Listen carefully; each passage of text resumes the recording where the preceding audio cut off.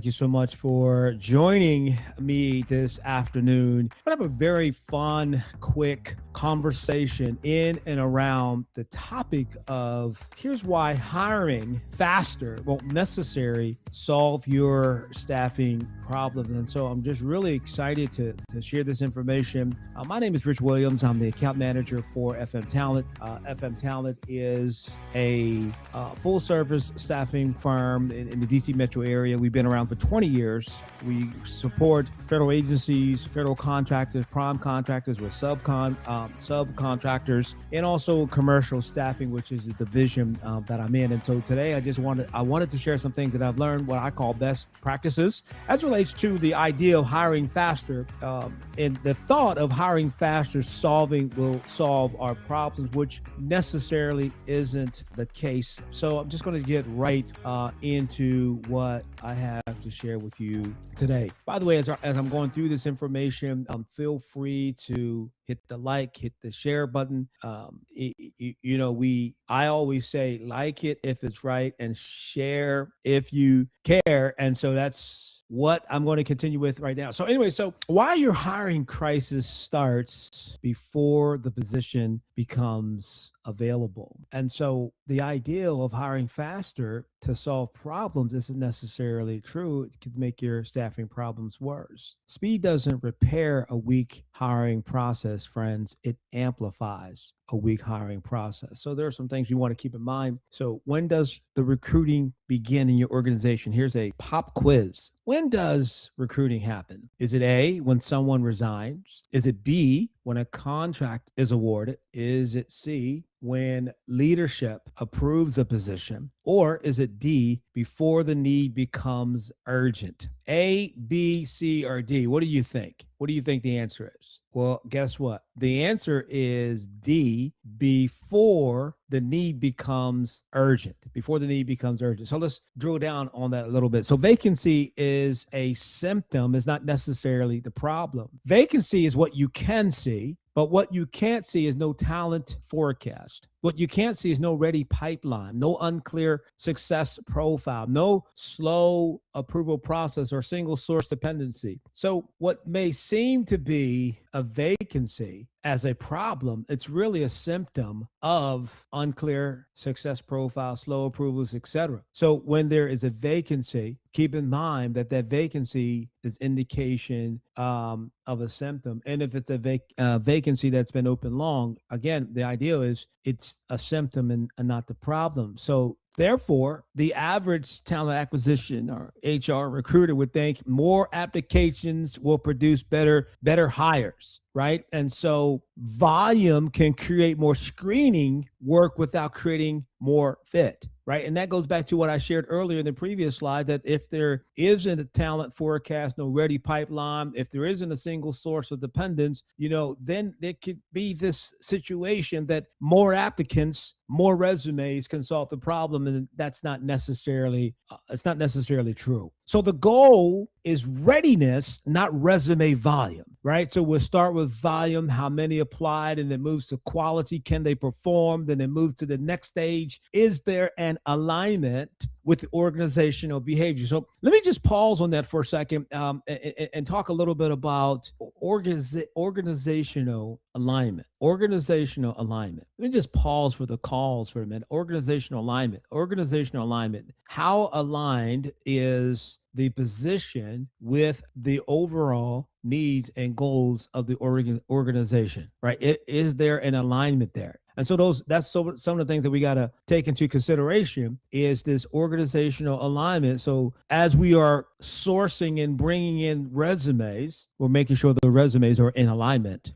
And then for readiness, can we act now? I have a mindset as it relates to commercial staffing, and I'm in this particular moment, I'm speaking to commercial staffing because that's the heart and passion that I have. I'm passionate about commercial staffing. I understand the process from A to Z, and there has to be a speed to market. If your organization is going to be competitive in a highly competitive digital environment, you need to have a work readiness process in place, because skills tell you whether someone can do the job. Alignment helps determine whether they will succeed in the position, right? That's why I say it's readiness, not resume volume. So what exactly does that mean? So recruiting begins when the job is posted, right? That's a myth. Many staffing and recruiters and talent acquisition. Now listen. Let me just put my disclaimer out there. This is not a bash the talent acquisition, HR team, etc. That's not what this is all about. As a matter of fact, if you haven't done so, I want you to walk down hall. Don't do it right now. I want you to walk down the hallway to talent acquisition. I want you to pick up the phone. I want you to call them. I want you to send them an email. I want you to send them a Teams message. Say, hey, listen, I appreciate what you do. But here's a myth. Recruiting begins when the job is posted. By the time the post goes live, the workload has shifted. Now, other people are working to fill that vacancy, and other people, meaning your team, now has to take on extra duties and responsibility. The manager of that department is under pressure. Service may already be slipping, and every day feels more expensive. So posting is an action. Readiness is a strategy. So posting is not the strategy. Readiness is. Readiness is. Growth can create the crisis before turnover does. What? Okay, so let's look at it from a property management perspective. A manager leaves during lease up. Residents, service, and occupancy, they're going to fill it first. You have a community manager that leaves, resigns, right, during a process of leases being signed and processed. Your residents, service, and occupancy service, they're going to feel that pain, that pressure first. That's that crisis. Let's talk a little bit to the GovCon space. The award arrives, right? You've been awarded the contract. Congratulations. But the workforce doesn't. So that transition time becomes performance risk because now I have the contract. And in many cases, I have weeks, days, to perform, to deliver on the surface. And so when there isn't a transition plan or strategy in place, that transition time between the contract was awarded, do I have the right aligned talent in place so that I can perform this task without the risk of losing the contract? And then on the business commercial side, one critical person carries too much knowledge. One person carries too much knowledge. A resignation becomes an operating emergency. Ouch. It becomes a operation emergency. I was reading the other day and I read some information and I'm probably going to, just the nature of how the information hit me, I'm probably going to do some type of I don't know, webinar, white paper. I don't even know, but it's around this idea of tribal knowledge. You're familiar with the term. Tribal knowledge simply means that there are processes, policies, and or procedures in your organization today, potentially, that isn't documented. And when new employees are joining your organization, they'll hear conversations like, oh yeah, everybody knows that. Oh no, this is how we do it, right? And so that's called tribal knowledge. So that's knowledge that's held by a group of individuals or an individual that isn't documented. And so when that individual or those groups of individuals isn't at work for whatever reason, there's a vacancy or they quit and leave, now your organization feels the crisis. Your organization feels the emergency because there wasn't documented processes in place. That's called tribal knowledge. And I was just fascinated by that. And so I'm going to share something about this idea of tribal knowledge. But that's what I mean when I say resignation becomes an operating emergency. Make sense? Now, as I'm going through this, if you have questions, drop your questions in the comment section. I'd be more than happy to answer those questions for you. Also, we're going to be reposting this video so you'll be able to watch it again and again and again on different platforms, etc. All right, so the best time to build a talent pipeline is when you don't desperately need one. Preparation protects your standards when pressure arrives. So you have to be prepared in advance. You have to start what I call run the play and everything. A lot of my sales oriented processes are connected to the theme of running the play. Now, okay, I got to step out. I'm assuming you know what I mean by run the play. So run the play to me. My background is in sports. I played from a very small age. I played organized football. I played volleyball. I was on softball teams. I played throughout high school. I played basketball. Was offered a scholarship to go to college to play basketball. I know I shouldn't have mentioned that scholarship piece. Yeah, I got a little bit of skills, just a little bit. Anyway, so run the play to me in all of my sports experience is you gotta drawing up the play. The coach will call timeout. We will gather around the coach. The coach will pull up the clipboard, and I'm talking now specifically in basketball. Hopefully you can relate if you're a non-sport individual. So the coach will call a huddle. We will gather around the coach. The coach will pull out a clipboard, and the coach would draw X and O's. X was us, O were the opponent. And the coach will draw out a play, tell us where you need to be when this happened. Here, the ball is going to be at this location. And then we say break, and we go out onto the field, and we go out onto the court, and we don't run the play, and we're not successful. And in some cases, at least the coach that I had was slam the clipboard on the ground and call us names that our mother did not give us at birth and say, what is wrong with you guys? That's not the play. And so I have adopted this theme, this mindset that we must run the play in your organization. There's a strategy, there's a statement of work, there's an SOP that you have to follow. And the statement of work, the SOP, the strategy, the process, the mission, vision, value statements, they are helping us run the play. So when you hear me say run the play, that's what I'm referring to. You should have a strategy play. Sales has a strategy play. Recruiting has a strategy play. Operation has a strategy play.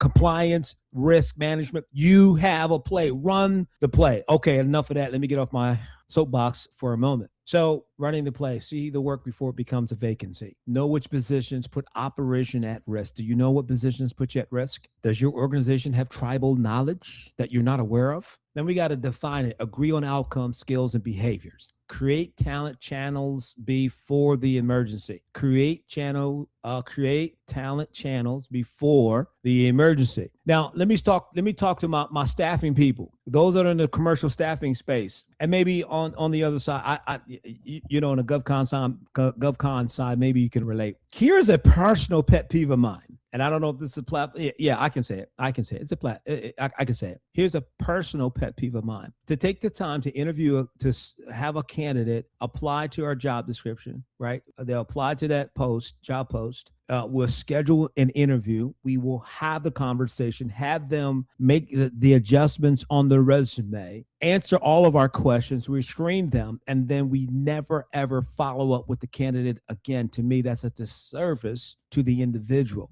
I can't tell you the number of times in the 15 years that I've been doing this that I've spoken with candidates, I've interviewed candidates, I've met with companies that had candidates, and they have candidates that say the same thing. I never heard back from the recruiting team. I never heard back. Listen, make sure, and this is part of running the play. What does your quality assurance look like? How do you manage the quality of that relationship? There's 3 P's you'll learn as you connect and work with me. There's 3 P's that I've done for over 15 years in my professional life as business development and sales. I will always be prompt. I will always be professional, and you can plan on me being persistent. The 3 P's. So build, create talent channels before the emergency. And then number 5, remove the delays, not evaluation. Remove delays. What does that mean? Look, identify the bottlenecks, remove them, but continue the evaluation process. Making sense? So there are positions. Which 3 positions that would hurt your operation most if they became vacant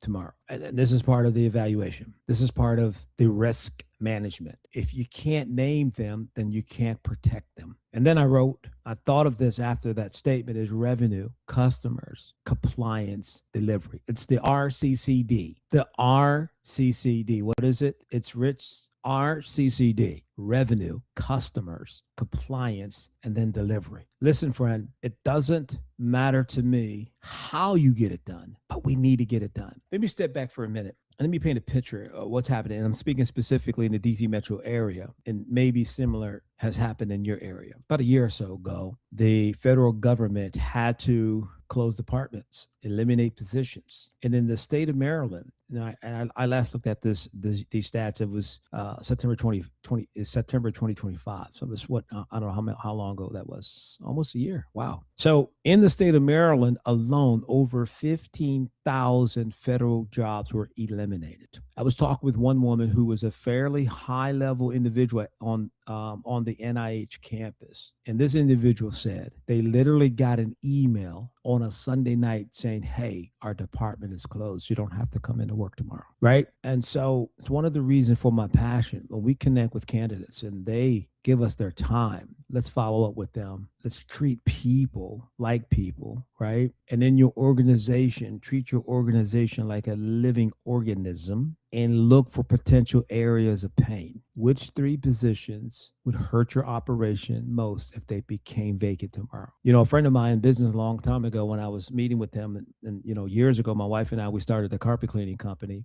Williams Carpet Cleaning and Concierge Services is what we call it. And this is back in, I don't know, 1998 or so. And he was talking about my attitude. I was like, man, you know, I think I was complaining a little too much for him. He was my business mentor at the time. And he said, you know, Rich, sometimes we need to check up from the neck up.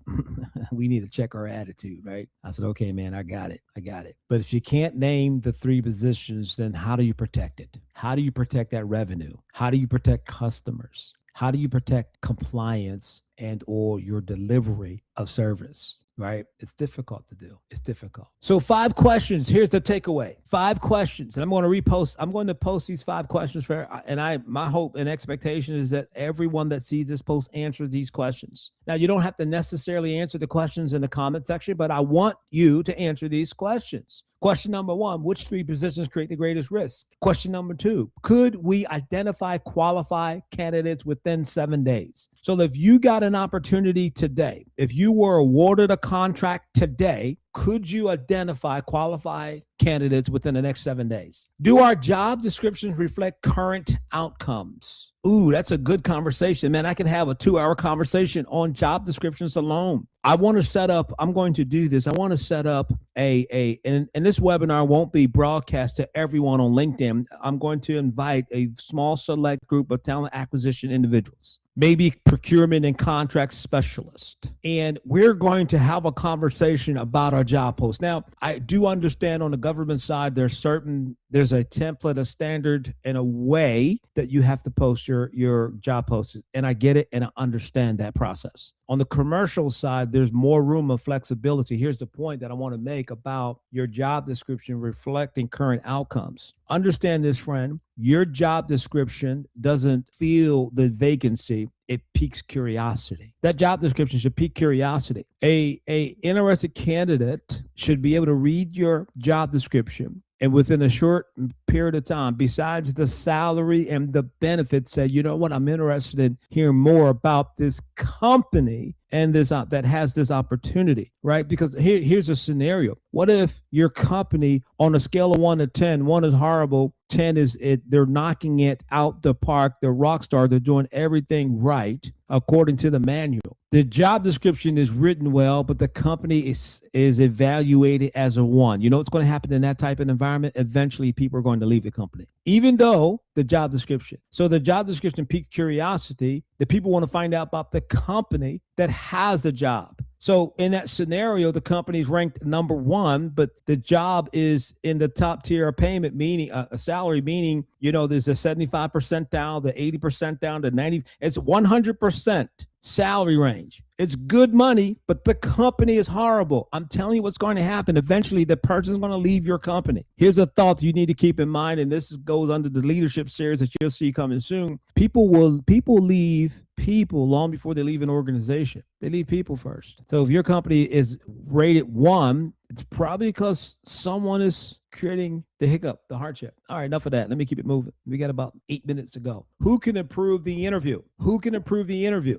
Offer and start date. These are 5 questions to answer this week. And the 5th question is, are we building before or after the emergency? I'm going to post these questions for you to go through. And listen, you don't have, as I said, you don't have to answer these questions in the comment section. But what I do want you to do is I want you to take some time to go through these questions. Maybe meet with your team and go through these questions and have these questions be part of your strategy session. Every company should have a strategy session. I don't mind sharing personally.